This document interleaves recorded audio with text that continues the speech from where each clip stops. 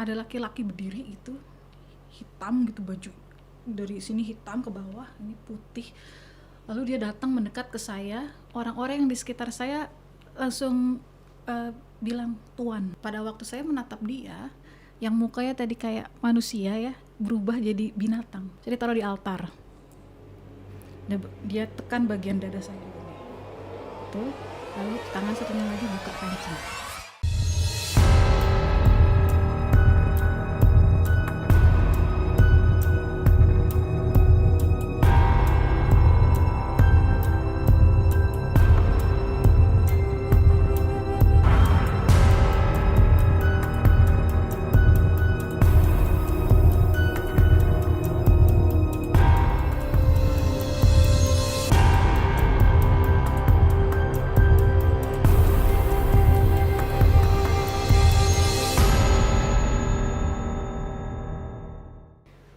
Oke, mungkin itu kan dari pandangan Frisly kan ya, yang mungkin ada celah dari Carlnya sendiri untuk bisa digangguin.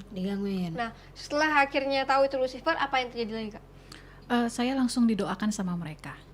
Saya didoakan dan didoakan di kampus ya. Nah, nggak berapa lama datang orang tua saya sama om.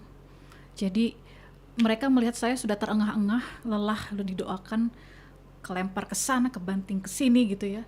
Lalu mereka minta untuk para pendoa itu untuk udah stop, biar anak kami istirahat. Kan udah hilang kemarin, ini baru kembali, biar dia pulang aja istirahat. Nah, itu siang.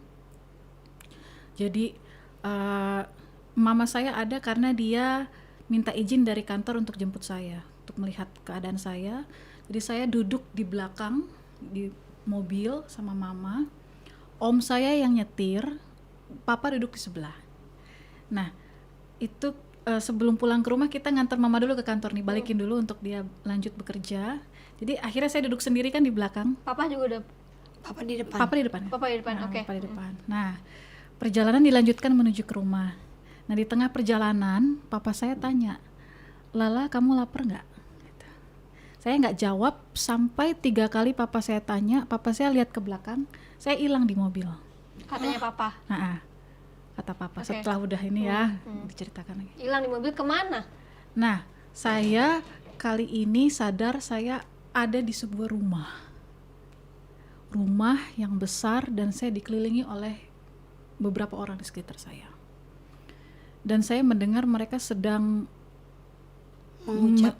nyanyi bersenandung ya, lagu gitu, tapi agak serem gitu ya. Dan mereka panggil saya Ratu. Saya lagi duduk gini, Ratu dipegang gitu. Nah, lalu pintu di depan saya terbuka. Pas kebuka langsung ada bau busuk sekali.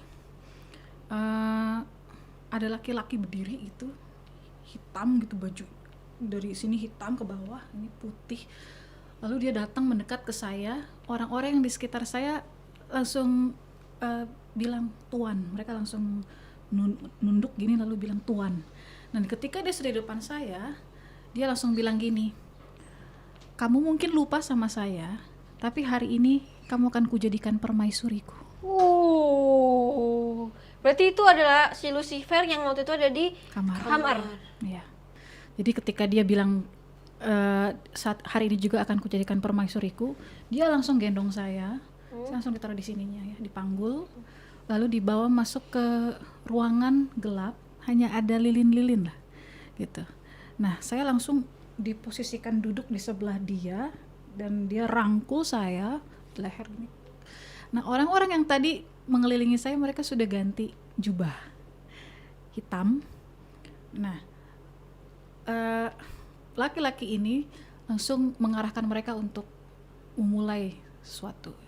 Ya, mulai gitu.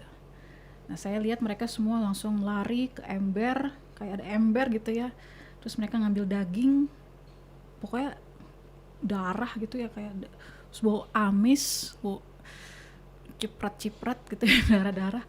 Lalu mereka langsung buka jubahnya, mereka berhubungan badan satu sama lain, dan laki-laki ini langsung ambil kepala saya gini. Jadi saya Ya gitu. Jadi saya tatap-tatapan sama dia. Nah tapi pada waktu saya menatap dia, yang mukanya tadi kayak manusia ya, berubah jadi binatang. Moncongnya muncul, terus kepalanya membesar, terus badannya membesar gitu, geter gitu-gitu. Lalu ada bulunya gitu ya. Ada bulunya. Kan saya tahu karena dia pegang saya kan. Nah gitu. Terus saya digendong, jadi taruh di altar. Dia tekan bagian dada saya gini. Itu, lalu tangan satunya lagi buka kancing satu-satu. Nah, tapi di sini luar biasanya. Tiba-tiba saya teringat sama perkataan orang yang mendoakan saya selama ini. Mereka bilang gini, panggil Yesus gitu. Panggil Yesus. Saya langsung teriak dong saat itu juga. Saya langsung, Tuhan Yesus, tolong saya. Walaupun aku lupa sama Engkau, tapi Engkau gak pernah lupa sama aku, Tuhan. Tiba-tiba, seperti mengedipkan mata dan membuka lagi secepat itu.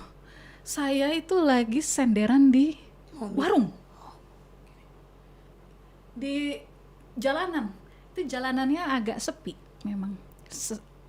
Ada motor lewat lah, ngeng sesekali gitu. Saya langsung berdiri, saya lihat kanan kiri, lalu saya lihat ke dalam warung itu, yang jaga warungnya tidur, terus saya lihat ke bawah, kancing kemeja ini terbuka. Jadi artinya peristiwa itu bukan mimpi ya, itu betul terjadi. Saya langsung tutup lagi. Ketika saya tutup lagi, saya cuma ingat satu nama Yesus. Saya langsung berlutut, saya langsung berdoa dan saya berteriak, Tuhan Yesus, tolong saya. Nah, pertama kali dalam hidup saya di situ saya mendengar suara Tuhan itu. Dan Tuhan itu langsung berkata gini, anakku Lala, orang tua kamu sedang berdoa di salah satu gereja di Jalan Sudirman. Lalu saya teriak lagi, lalu saya tanya, tapi gimana cara saya ke sana Tuhan? Dia jawab lagi, aku menyertaimu. Saya panggil-panggil, dia gak jawab. Saya cuma tahu nama gereja itu di Jalan Sudirman. Lalu dari daerah warung itu, saya coba cari jalan yang menuju ke jalan besar. Ada angkot lagi ngetem. Saya tanya, Mang, mau ke gereja ini di Jalan Sudirman? Lalu dia bilang, aduh Neng, tebih di dieu mah Tegalega gitu. Artinya di sini nih daerah Tegalega, Sudirman harus naik apa turun di mana gitu. Nah karena waktu itu perasaan saya itu campur aduk ya, takut, khawatir, bingung, gelisah. Pada waktu perjalanan menuju ke gereja itu, saya salah informasinya, saya malah jadi nyasar. Karena nyasar, udah gak punya uang lagi untuk bayar, mau gak mau harus turun dari angkot yang kesekian kali, saya naik lagi, hujan lebat turun. Di jalanan saya teriak, Tuhan, aku hilang Tuhan gitu. Tapi ketika saya ngelihat ke seberang, ada plang, tulisannya nama gereja itu, Jalan Sudirman.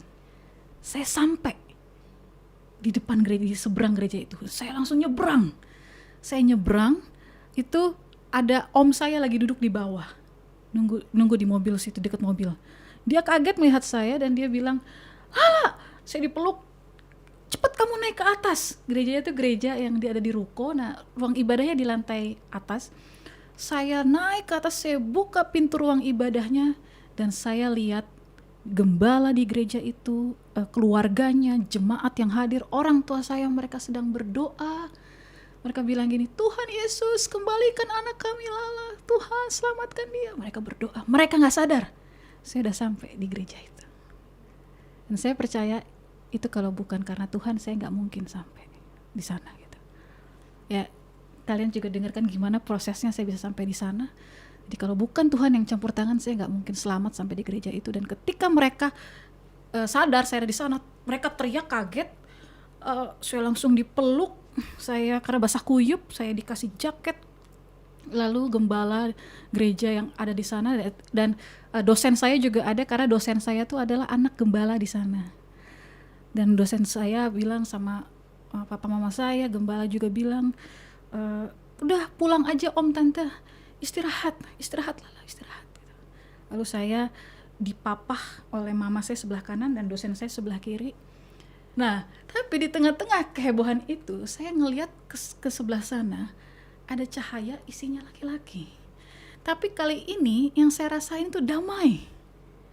Saya malah nggak takut, cuma saya bilang gini sama si dosen saya. Saya bilang gini, Cici, itu ada laki-laki tersenyum di sana, Cici lihat nggak? Terus dia lihat, nggak ada gitu. Nah, dia bilang gini, Lala, usir dia dalam nama Yesus. Lalu saya usirlah dia dalam nama Yesus. Pergi kamu dalam nama Yesus. Tapi dia nggak hilang. Dia malah tersenyum. Saya langsung aduh, mau diapain lagi nih saya? Tapi dia tiba-tiba berkata gini, anakku Lala, aku mengasihi kamu. Lalu saya lihat dia buka tangannya. Lalu dia jalan mendekati saya. Nah, waktu itu lagi di tengah-tengah mau masuk ke mobil, di sini ada kayak kursi kayu untuk makan bakso biasanya ya. Lalu saya bilang sama dosen saya sama mama, sebentar duduk dulu. Terus mereka tanya, ada apa sih? Lala lihat apa gitu kan? Tapi saya ngelihat laki-laki terus berjalan mendekati saya. Nah, pada saat dia berjalan mendekati saya, tiba-tiba beberapa dari jemaat gereja itu ada yang tersungkur.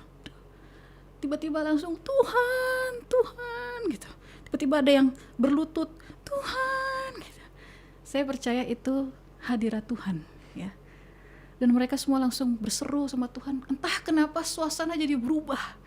Jadi yang tadinya ketakutan tapi jadi kayak damai, indah. Dan ketika laki-laki ini sudah di depan saya, dia berlutut. Karena saya lagi duduk.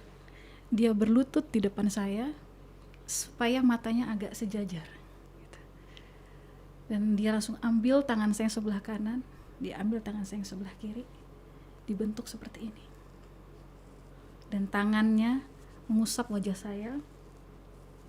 Hari itu, malam itu, saya dimerdekakan dari kuasa gelap, dari iblis. Malam itu adalah malam kelepasan saya.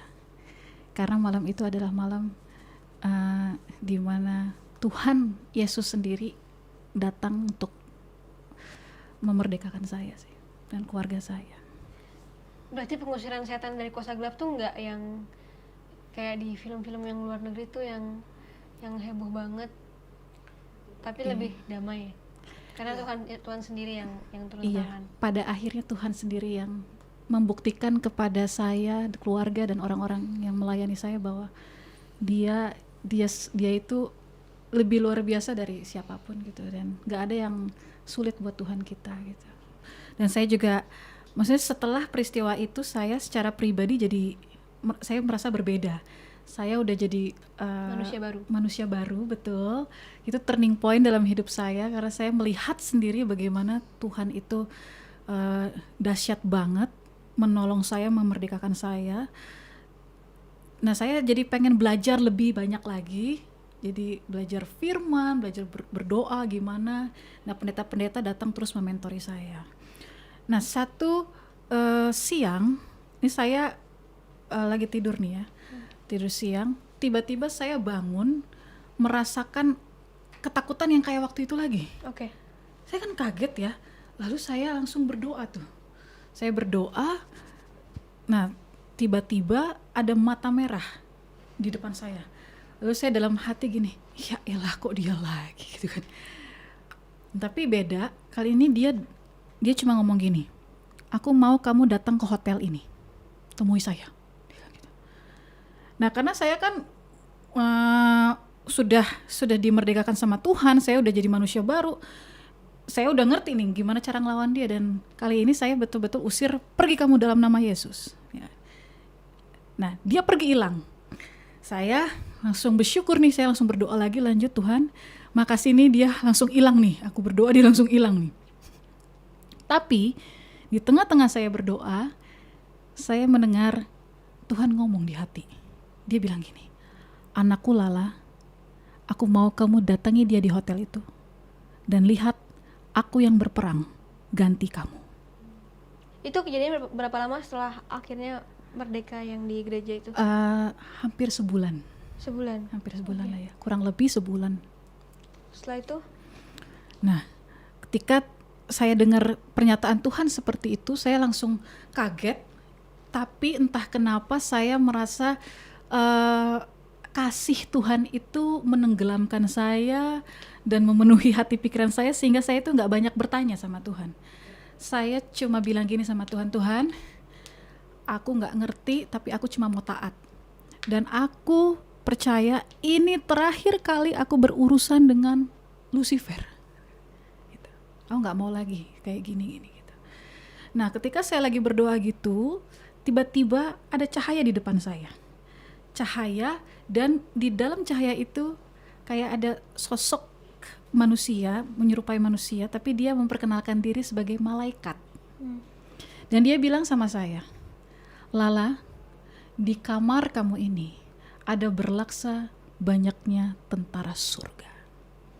Pergi ke hotel itu dan lihat Tuhan yang berperang ganti kamu. Saya jadi makin yakin. Lalu saya ngelihat ke kanan, ngeliat ke kiri, muter, kok kosong ya, nggak ada apa-apa di kamar saya. Ketika saya balik lagi ke depan, dia udah hilang. Gitu. Cuma saya udah dikuatkan nih ya untuk pergi ke sana. Lalu saya ngomong sama papa saya. Pas kali waktu itu di rumah ada papa saya, dan saya bilang, Pak, anterin saya ke hotel ini dong. Mau ngapain?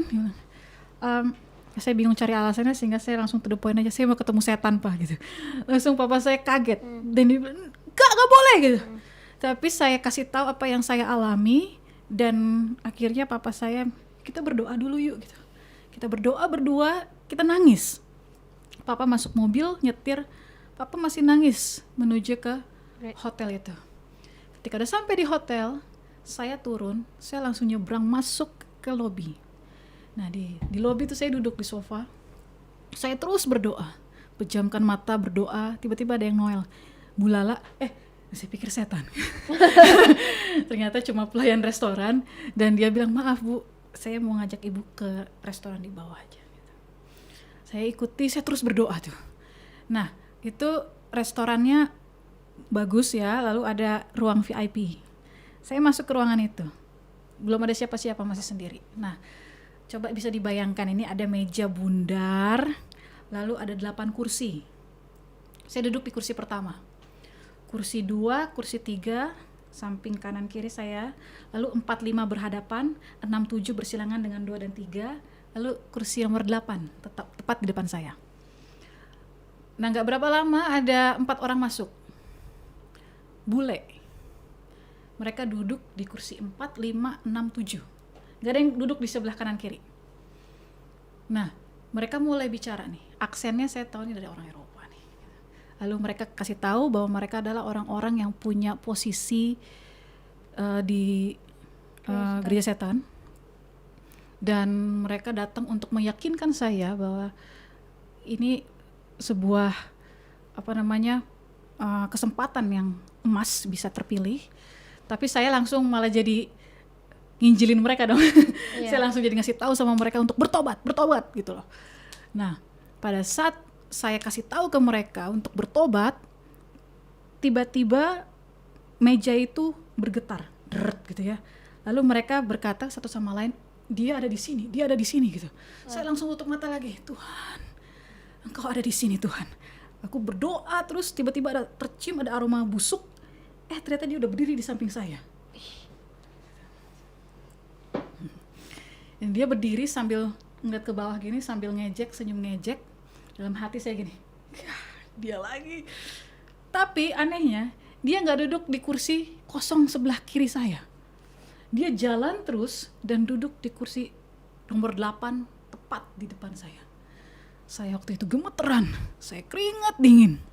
Kali ini kan beda. Saya itu ketemu sama si iblis waktu dulu kan sebagai korban ya. Korban. Tapi kali ini beda. Saya tahu saya menghadapi dia sebagai seorang yang udah lebih daripada pemenang. Jadi saya tetap teguhkan di hati bahwa saya punya kuasa untuk menginjak ular dan kala jengking gitu ya, untuk mengalahkan iblis. Saya langsung potong kata-kata dia, saya bilang, kamu sudah kalah, kamu sudah kalah. Saya hardik terus, dalam nama Yesus kamu sudah kalah gitu.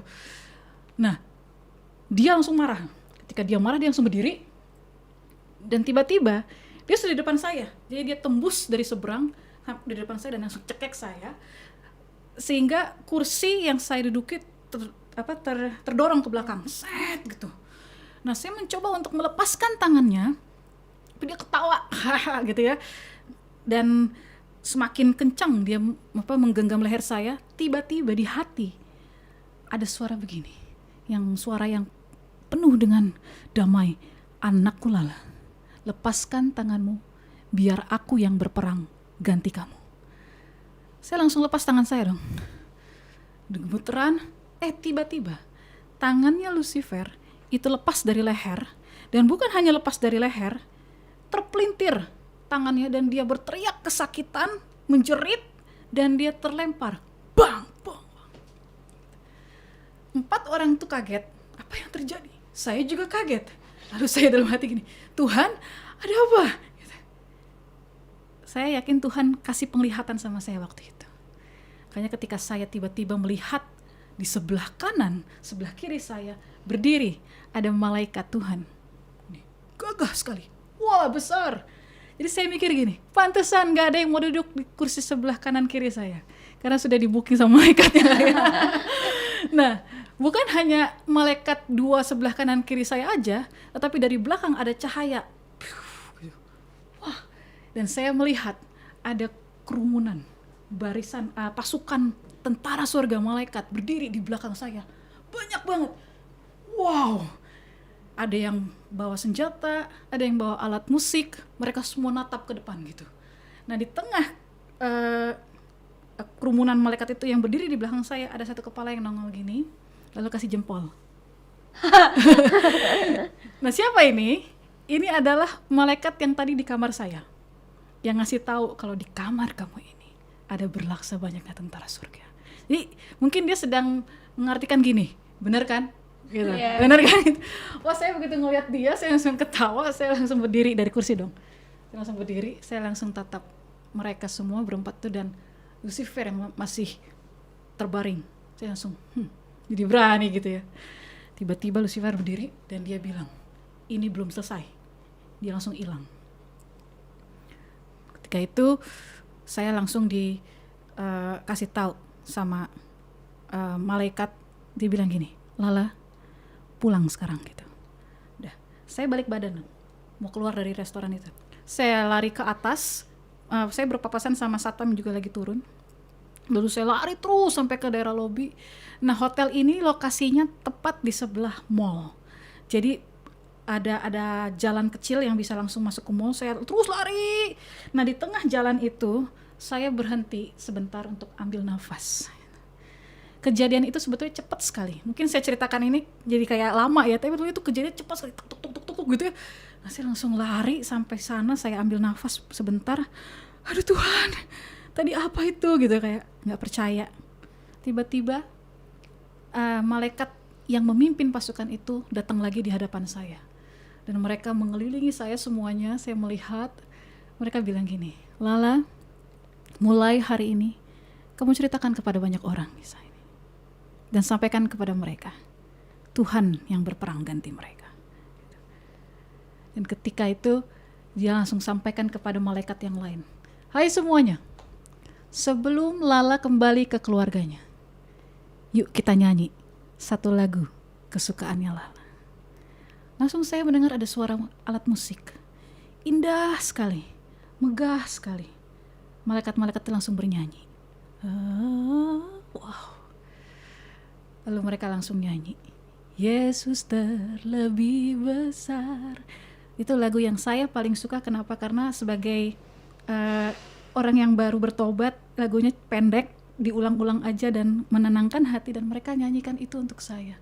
Yesus terlebih besar di dalam Lala, di dalam Lala. Dan setelah itu mereka hilang pelan-pelan di hadapan saya.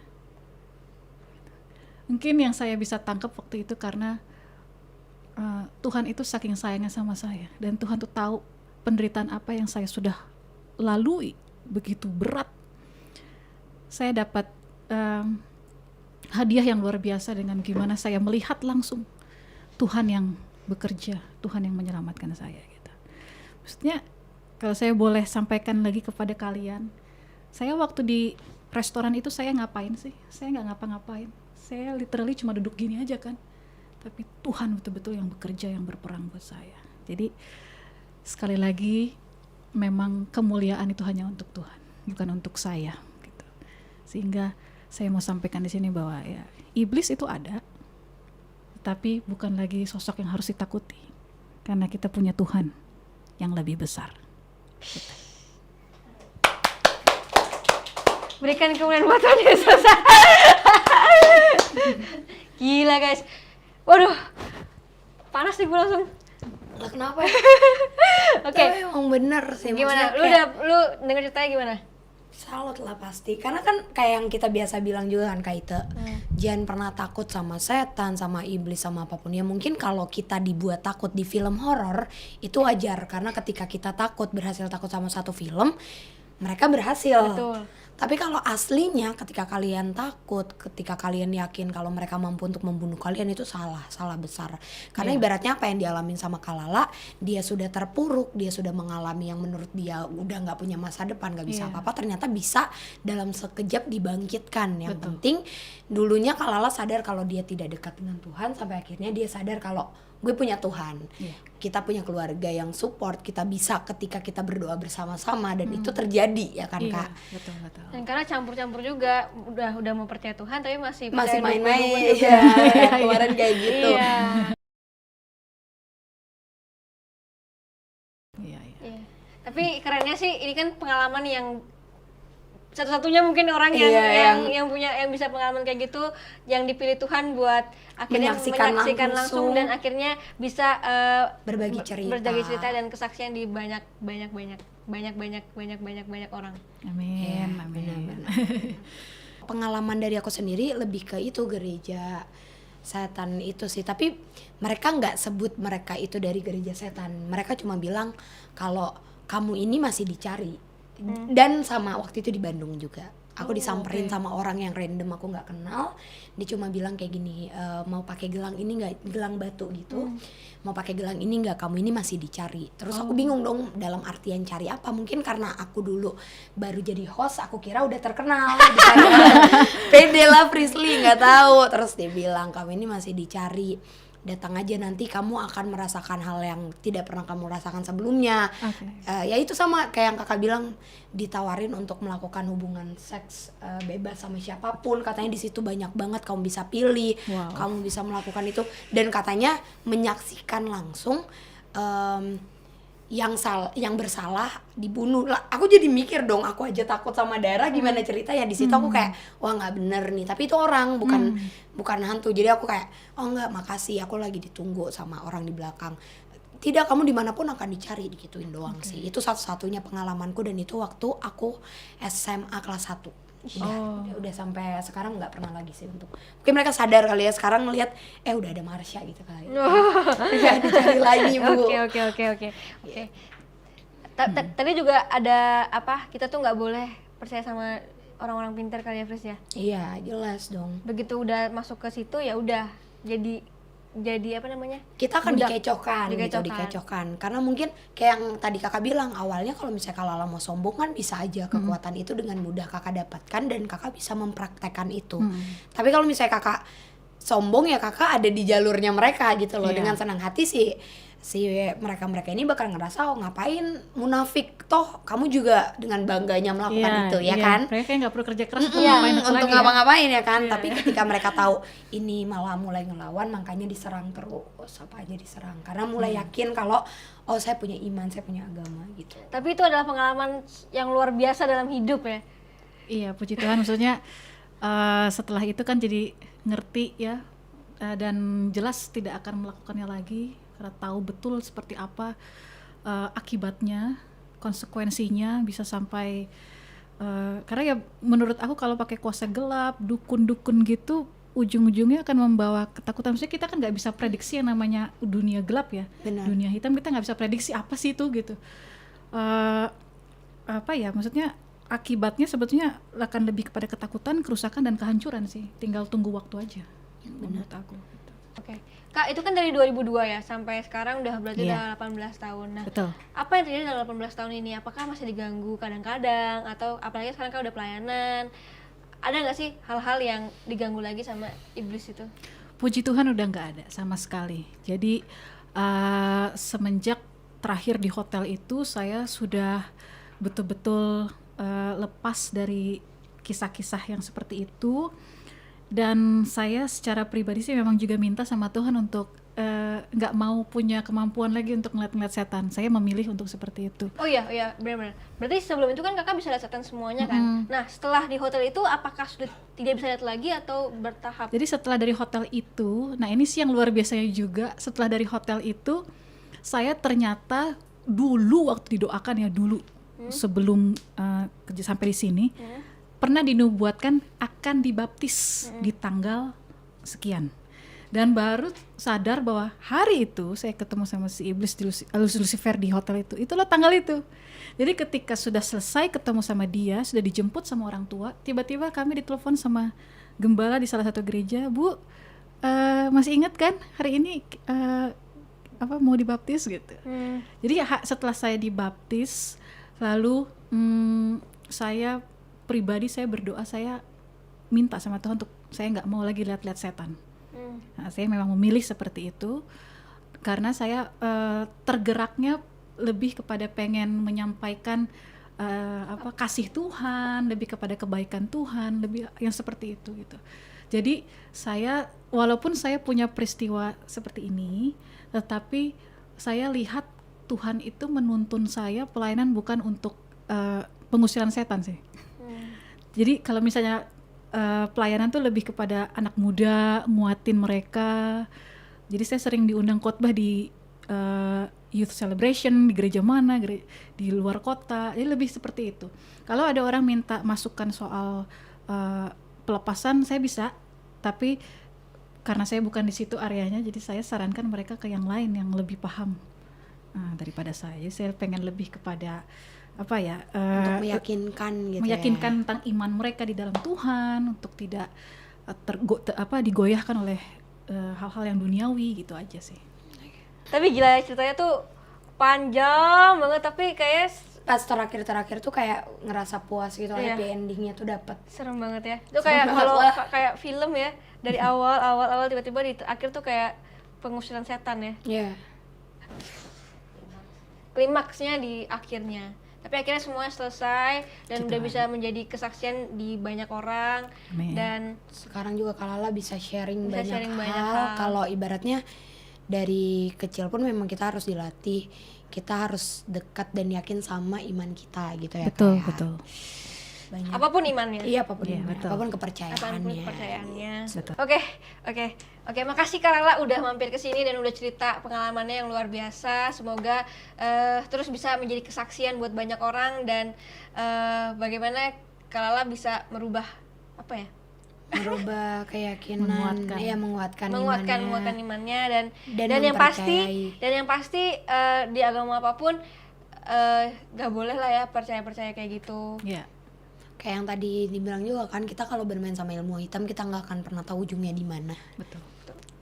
Terima kasih juga sudah mengajak saya ke sini. Sama-sama, makasih banget, thank you banget. Nah teman-teman, makasih banget udah nonton video ini.